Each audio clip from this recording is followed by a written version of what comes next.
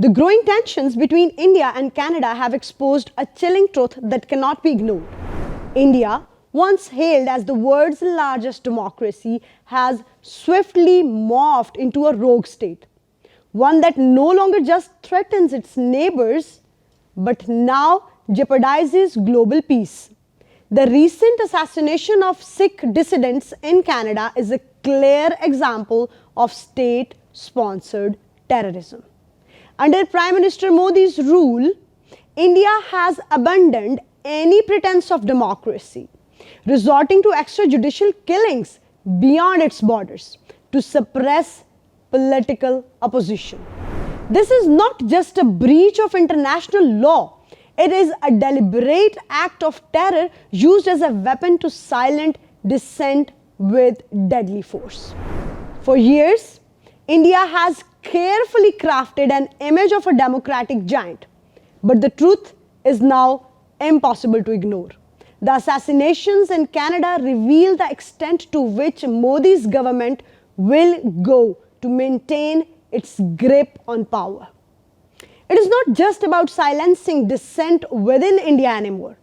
It is about hunting down critics across the globe, turning entire countries into targets for its brand of authoritarianism. What once seemed like isolated diplomatic incidents are now part of a clear pattern, a disturbing and dangerous shift in India's global strategy.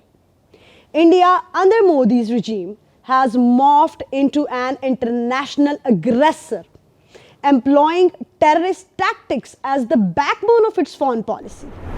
The evidence is undeniable. From Kashmir, where India continues its brutal crackdown on indigenous populations, to the persecution of Sikh separatists, India has long operated with impunity, disregarding human rights and international norms. But what was once confined to domestic violence has now spilled over into the international stage. The killings of activists in Canada are not isolated incidents. They are part of a broader strategy where India seeks to eliminate its critics, even if it means violating the sovereignty of other nations. This is not the behavior of a democratic state. It is the behavior of a rogue regime willing to destabilize entire nations to silence its critics. This is not the behavior of a democratic state.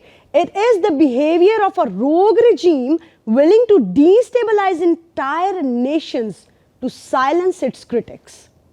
The consequences of this escalation are nothing short of catastrophic. India's willingness to carry out assassinations on foreign soil has eradicated any remaining credibility it might have had on the global stage. India is now no longer a regional power. It has positioned itself as a state that openly sponsors terrorism. The killing of dissidents in Canada is not just a warning to one nation. It is a global red flag. If India can violate the sovereignty of Canada with such ease, how long will it be before it takes a similar action against other countries? The world must face the uncomfortable truth. India is no longer a democracy. It is a state where terror is an official tool of governance. This crisis is not just a bilateral dispute between India and Canada. It is an international emergency. India has shown its true face, one of the violent repression and state-sponsored terror. The international community must act swiftly to hold India accountable. The longer the world allows this dangerous trend to continue, the closer we move to a world where terrorism is legitimized by states seeking to maintain power at all costs.